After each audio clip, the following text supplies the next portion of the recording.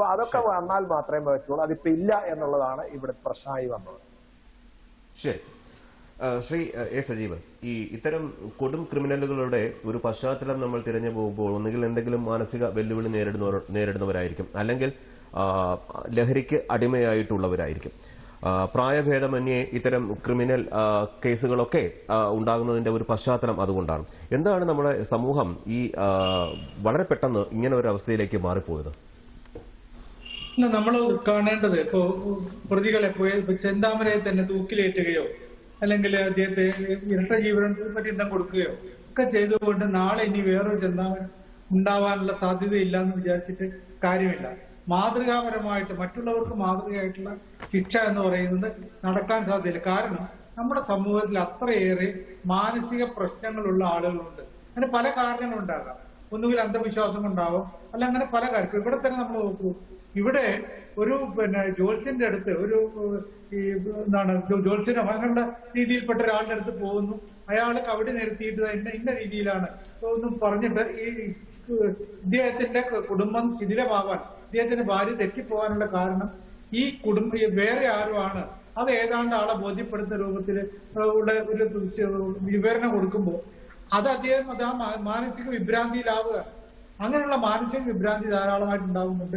ലഹരി, താങ്കൾ പറഞ്ഞ പോലെ ലഹരിയുടെ പ്രശ്നങ്ങളുണ്ട്, ഇങ്ങനെ പലതുണ്ട്. അപ്പൊ അത്തരത്തിലുള്ള ആളുകൾക്ക് അങ്ങനെ സംഭവിക്കുമ്പോൾ അവരെ ശിക്ഷിക്കുക എന്ന് പറയുന്നത് പ്രധാനപ്പെട്ട കാര്യമാണ്.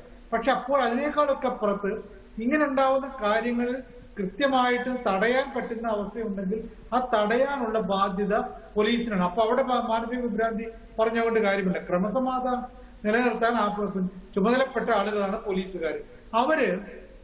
അവരുടെ മുമ്പിൽ എല്ലാം അവർക്ക് ആന്റിസിപ്പേറ്റ് ചെയ്തിട്ട് ഓരോ ക്രൈമും തടയാൻ പറ്റില്ല. അത് വളരെ കൃത്യമായിട്ട് തടയാന്ന് പറയുന്നത് നടക്കാത്ത കാര്യമാണ്. പക്ഷെ ഇവിടെ ഈ സംഭവം നമ്മൾ എടുത്തു നോക്കുന്നതിന് ബാക്കിയുള്ള പൊളിറ്റിക്സ് മുഴുവൻ മാറ്റിവെച്ചുകൊണ്ട് എടുത്തു നോക്കൂ. ഇവിടെ ഈ പോലീസ് ഉദ്യോഗസ്ഥന്റെ അടുത്ത്, SHOയുടെ അടുത്ത് പരാതി എത്തുന്നു. ഇവിടെ ജാമ്യ വ്യവസ്ഥ ലംഘിച്ചു എന്നതിന് വ്യക്തമായ തെളിവ്. അദ്ദേഹത്തിന്റെ വീട്ടിൽ വന്നാൽ, നാട്ടിലേ വരാൻ പറ്റാത്ത ആള് അദ്ദേഹത്തിന്റെ വീട്ടിൽ താമസിക്കുന്നു പറഞ്ഞാൽ ജാമ്യ വ്യവസ്ഥ ലംഘിച്ചുകൊണ്ടതിന് വ്യക്തമായ തെളിവല്ലേ?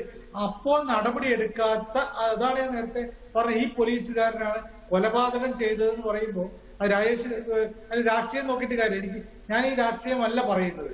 ഇവിടെ പോലീസ് എന്ന് പറയുമ്പോൾ ഇത്തരം കാര്യങ്ങൾ ചെയ്യുന്ന ആളുകൾ ഞാൻ എണ്ണി ഒരു 10-100 എണ്ണം പറഞ്ഞുതരാം. പോലീസുകാരന്റെ, ഏതെങ്കിലും പോലീസ് ഓഫീസറുടെ ക്രൂരത കൊണ്ട് ഉണ്ടായിട്ടുള്ള ഒന്നുകിൽ മരണം അല്ലെങ്കിൽ ഭീകരമായിട്ടുള്ള മർദ്ദനം, അത്തരത്തിലുള്ള സംഭവങ്ങളൊക്കെ എണ്ണി പറയാൻ പറ്റും. അപ്പൊ അങ്ങനെയുള്ള ഒരു സംഗതി ചെയ്യുന്ന ആളുകൾക്ക് മാതൃകാപരമായി ശിക്ഷ കൊടുക്കുക. ഇപ്പൊ തന്നെ ശ്രീ സുഭാഷ് ബാബു പറഞ്ഞില്ലേ, ഇവിടെ ഈ പോലീസ് ഉദ്യോഗസ്ഥനെതിരെ ക്രിമിനൽ കുറ്റം ചുമത്തിയിട്ട് നടപടി എടുക്കാവുന്നതാണ്. അതാണ് ആഭ്യന്തര വകുപ്പ് ചെയ്യേണ്ടത്. അതാണ് ആഭ്യന്തര വകുപ്പിന്റെ വീഴ്ച എന്ന് പറയുന്നത്. അത് പിണറായിയുടെ കാലത്താണോ അല്ലെങ്കിൽ വേറെ ആരുടെ കാലത്താണോ ഇനി വരാൻ പോകുന്ന ആരുടെയും കാലത്താണോ എന്നല്ല പ്രശ്നം. ആഭ്യന്തര വകുപ്പ് ഇങ്ങനെ ഇത്രയും വളരെ കൃത്യമായിട്ടുള്ള വീഴ്ച വരുത്തിയ ഉദ്യോഗസ്ഥന് ഒരു സസ്പെൻഷൻ അടിച്ചു കൊടുത്തു. അത് ആദ്യഘട്ടത്തിലൊക്കെ, പക്ഷെ അയാൾക്കെതിരെ ക്രിമിനൽ കുറ്റം ചുമത്താം. അയാൾക്കെതിരെ FIR ഇട്ടിട്ട് നടപടികളിലേക്ക് പോകേണ്ടതാണ്. കാരണം ഇതിനപ്പുറത്തേക്ക് അയാൾ ചെയ്യേണ്ട കർത്തവ്യം അദ്ദേഹം ചെയ്തില്ല മാത്രമല്ല, ആ ചെയ്യാതിരുന്നതിന്റെ പേരിൽ 2 പേർ കൂടി മരിക്കുകയാണ് ചെയ്യുന്നത്. അങ്ങനെ 2 പേരുടെ മരണത്തിന് വഴിവെച്ചുള്ള ഉദ്യോഗസ്ഥനെതിരെ നടപടിയെടുക്കും. നിങ്ങൾ നടപടികൾ ഓരോന്നും വന്നു കഴിഞ്ഞാൽ ശരിക്കും സ്വാഭാവികമായിട്ടും പോലീസുകാർ ആ രീതിയിൽ പ്രവർത്തിക്കാൻ തുടങ്ങും. നമ്മൾ മൊത്തമായിട്ട് പോലീസുകാരെ കുറ്റം പറയുന്നില്ല.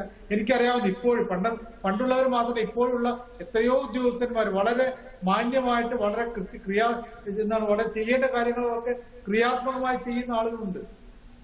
അതിനിടയിലാണ് കുറച്ച് പുഴുക്കുത്തുകൾ. ആ പുഴുക്കുത്ത് എടുത്തു കളഞ്ഞാൽ നമ്മുടെ പോലീസ് സംവിധാനം വളരെ കൃത്യമാകും.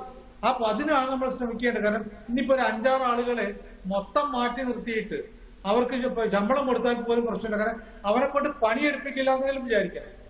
അങ്ങനെ ചെയ്യുമ്പോഴാണ് ഈ ആഭ്യന്തര വകുപ്പ് ശുദ്ധീകരിക്കപ്പെടുന്ന ഒരവസ്ഥയുണ്ടാവുക.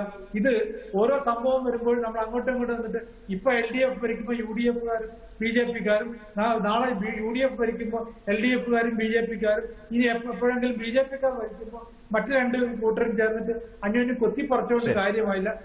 കൃത്യമായിട്ടും എന്താണ് ചെയ്യേണ്ടത് എന്ന് ബോധ്യത്തോട് കൂടിയിട്ട് പോലീസ് സംവിധാനം, ആഭ്യന്തര വകുപ്പ് പെരുമാറുന്നത് മുഖ്യമന്ത്രി വേണമെന്നല്ല. ഇവിടെ DGP മുതൽ താഴോട്ട് തട്ടിലേക്കുള്ള ആളുകളുണ്ടല്ലോ.